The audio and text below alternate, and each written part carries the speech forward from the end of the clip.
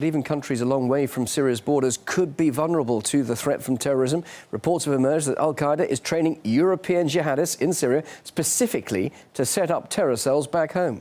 RT's Maria Finoshina reports now from Damascus.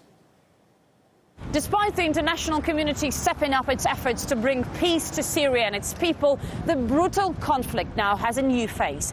Radical militants have long used children in their fight against Damascus, but now more and more women, both local and from the West, are being dragged into jihad. Some apparently make the journey to marry fighters who they appear ready to support, no matter what. In the UK, a blog even helps those who want to marry militants travel to the country.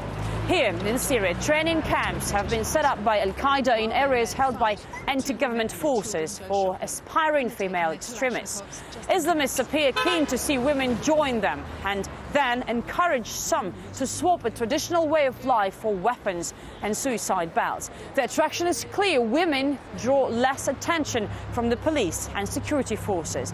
Western officials are concerned about the rising number of their nationals flocking to Syria to take part in the war. They're afraid that after being trained to kill, these men and women will return to their hometowns. That's a view backed by one rebel defector who said that that is precisely what militant groups are hoping to achieve.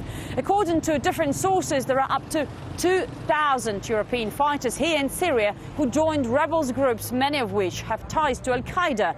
For the time being, they remain here in Syria, learning how to make and detonate bombs or how to use a Kalashnikov, all the time waiting for the moment when their fatal knowledge could be put into action. With the Geneva II talks set to kick off on Wednesday, there remain those who want no part in a political solution and are resolved to stay away from the negotiations. Instead, they plan how to expand their jihad.